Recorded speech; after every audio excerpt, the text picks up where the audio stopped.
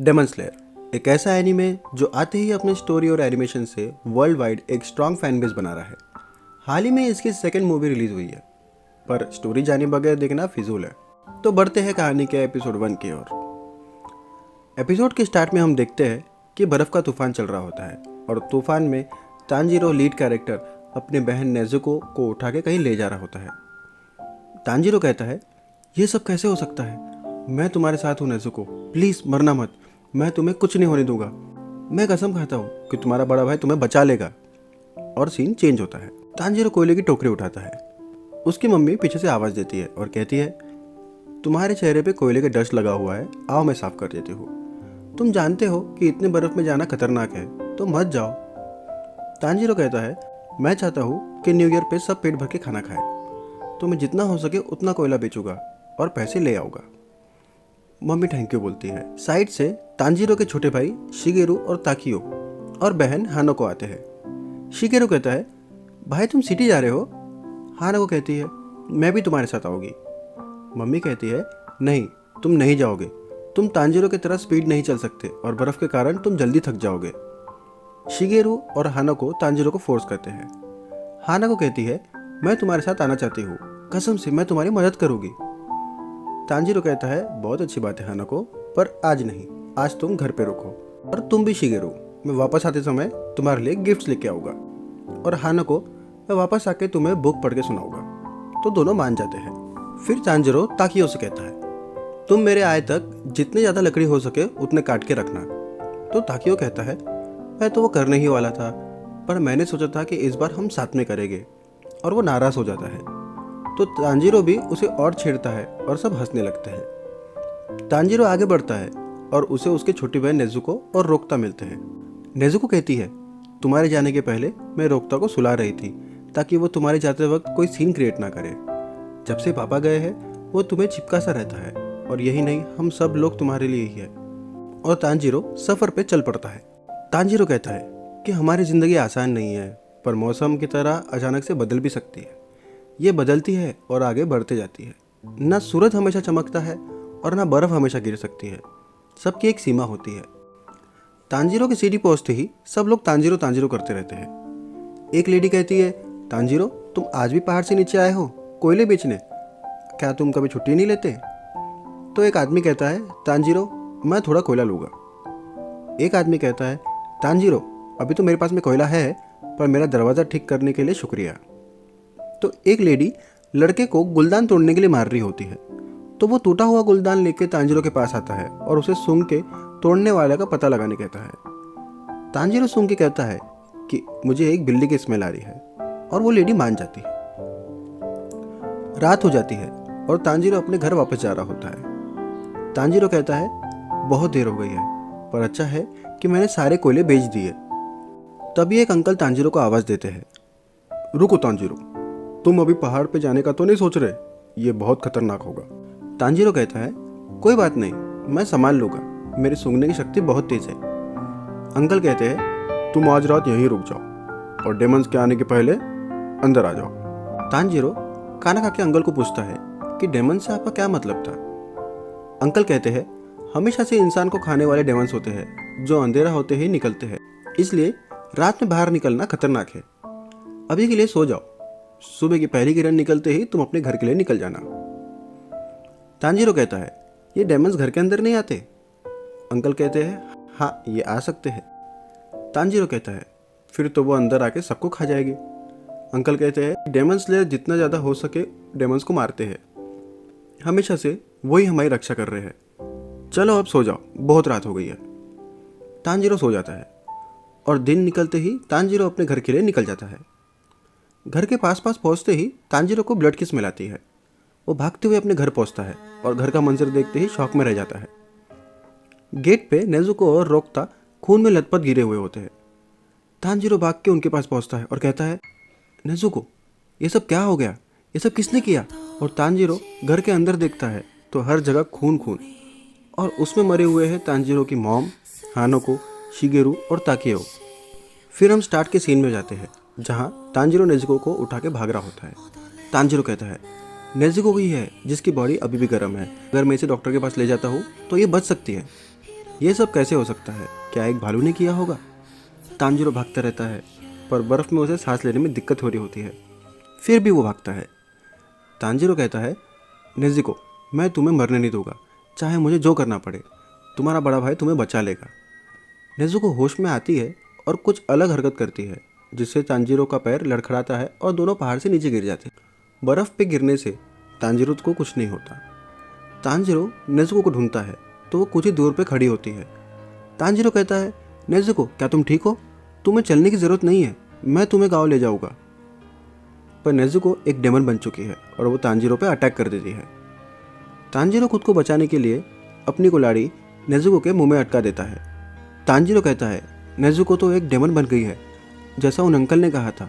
पर नेज़ुको पहले ऐसी नहीं थी और नेज़ुको की स्मेल भी बदल गई है। पर नेज़ुको ने उसकी फैमिली को नहीं मारा, क्योंकि वो तो रोकता के ऊपर थी, जैसे वो उसे बचा रही हो, और उसके हाथ और मुंह पे खून भी नहीं लगा हुआ था। पर वहाँ एक और स्मेल थी। नेज़ुको अपना आकार और बढ़ा लेती है और तांजीरो सोचता है कि नेज़ुको अपने आप को बड़ा कैसे कर रही है और ताकतवर भी बनती जा रही है। जब मैं उन अंकल के यहाँ आराम से सो रहा था, तब मेरी फैमिली का मर्डर हो रहा था। तुमने बहुत कुछ सहा है, मुझे माफ़ करना, मैं वहाँ मदद के लिए नहीं था। मुझे कम से कम नेज़ुको को बचाना है, पर यह बहुत ज़्यादा ताकतवर हो गई है, मैं उसे ढकेल भी नहीं पा रहा हूँ। तांजीरो नेज़ुको से कहता है, नेज़ुको, कोशिश करो नेज़ुको, हार मत मानो। एक डेमन स्लेयर भागते हुए आ रहा है दोनों की ओर। तांजीरो कहता है, तुम्हें स्ट्रांग बनना होगा नेज़ुको, डेमन मत बनो, कोशिश करते रहो। और तांजीरो के चेहरे पे नेज़ुको के आंसू गिरते हैं। नेज़ुको रो रही होती और वो डेमन स्लेयर तलवार लिए तेज़ी से आ रहा होता है। वो डेमन स्लेयर नेज़ुको को मारने तलवार उठाता है और तांजीरो नेज़ुको को उसके वार से बचा लेता है। तांजीरो उसे और उसकी तलवार को देखता है। वो एक डेमन स्लेयर होता है। वो डेमन स्लेयर तांजीरो से कहता है, तुम उसे क्यों बचा रहे हो? तांजीरो कहता है, ये मेरी बहन है और मैं इसे बचाने ले जा रहा हूँ। डेमन स्लेयर कहता है, तुम उस चीज़ को अपनी बहन कहते हो? और फिर से नेज़ुको पे अटैक करता है। तांजीरो नेज़ुको को बचाने झुक जाता है और वो डेमन स्लेयर उसे पकड़ लेता है। डेमन स्लेयर कहता है, मेरा काम है एक डेमन को मारना, इसका मतलब मुझे तुम्हारी बहन को मारना होगा। तांजीरो कहता है, नहीं रुको, नेज़ुको ने किसी को नहीं मारा। वहाँ घर पे मुझे एक और भी स्मेल आई थी जो इसके पहले मुझे नहीं मिली थी, उसी ने मेरी फैमिली को मारा है। नेज़ुको ने कुछ नहीं किया, मैं नहीं जानता कि वो ऐसे कैसे बदल गई, पर फिर भी। डेमन स्लेयर कहता है, सीधी सी बात है, क्योंकि उसके घाव पे डेमन का खून लगा है, अब वो भी एक डेमन है। डेमन्स ऐसे ही अपनी आदत बढ़ाते हैं। तांजीरो कहता है, नेज़ुको ने किसी को नहीं मारा। डेमन स्लेयर कहता है, तुम मजाक कर रहे हो, अगर मैं सही समय पे यहाँ नहीं पहुँचता तो तुम अभी तक मर चुके होते। तांजीरो कहता है, नहीं तुम गलत हो, वो जानती है कि मैं उसका बड़ा भाई हूँ, वो मुझे चोट नहीं पहुँचाती और मैं भी ये ख्याल रखूँगा कि वो किसी और को चोट ना पहुँचा पाए। मैं उसे फिर से एक इंसान में बदल दूँगा, मैं उसे ठीक कर दूँगा, मैं कसम खाता हूँ।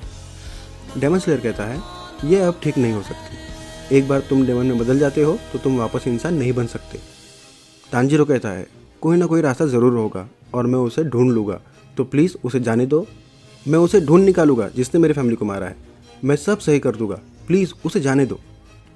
तांजीरो कहता है, प्लीज़ अब और किसी को मेरे से अलग मत करो, और डेमन स्लेयर के सामने सिर झुका देता है और गिड़गिड़ाता है। डेमन स्लेयर गुस्से से कहता है, कभी भी दुश्मन को तुम्हें मारने का मौका मत दो, तुम अपने आप को कमज़ोर जाहिर कर रहे हो। अगर तुम ज़रा भी ताकतवर होते तो तुम्हारी फैमिली अभी ज़िंदा होती। तुम जैसे कमज़ोर सोच भी कैसे सकते हैं कि वो अपनी बहन को ठीक करने का रास्ता ढूंढ लेगी और एक डेमन को मार पाएगी। कमज़ोरों का कोई अधिकार नहीं होता और उनकी कोई पसंद नहीं होती, बस वो ताकतवरों से कुचले जाने के लिए होते हैं। हो सकता है कि डेमन्स को पता हो कि तुम्हारी बहन कैसे ठीक कर सकते हैं, पर तुम्हारी इच्छाओं की इज्जत वो क्यों ही करेंगे, जैसे मैं नहीं करता। और यही सच है, तुमने अपनी बहन को बचाने के लिए कुल्हाड़ी क्यों नहीं घुमाई, और इस गलती के कारण ही तुम्हारी बहन मेरे कब्जे में है। मैं आसानी से उसे तुम्हारे साथ ख़त्म कर दिया होता। तांजीरो रो पड़ता है। डेमन स्लेयर मन में सोचता है, मत रो, ये रोने का समय नहीं है। मैं जानता हूँ कि तुम टूट चुके हो, तुम्हारी पूरी फैमिली को मार दिया गया है, तुम्हारी बहन डेमन बन गई है, यह बहुत ही दुखदायक है। मैं जानता हूँ कि तुम चीखना चाहते हो, मैं समझ सकता हूँ। बस अगर मैं आधा दिन पहले यहाँ आ गया होता तो ये सब ना हुआ होता, तुम्हारी फैमिली अभी तक ज़िंदा होती। पर अब समय को नहीं बदला जा सकता, तो उठो और ताकतवर बनो, क्योंकि इस कमज़ोरी के साथ तुम अपनी बहन को नहीं बचा सकते और ना ही कुछ ठीक कर सकते हो और ना अपने परिवार का बदला ले सकते हो। डेमन स्लेयर नेजुको को तलवार मार देता है और तांजीरो उसे बचाने के लिए एक पत्थर फेंकता है और भागते हुए कुल्हाड़ी की तरफ जाता है। तांजीरो घूम के भागते हुए आता है और एक पत्थर फेंक के सीधा अटैक करता है। डेमन स्लेयर उसे बेवकूफ़ कहता है और उसे ही एक बार में बेहोश करके ज़मीन पर गिरा देता है। नेजुको ये सब देख रही होती है।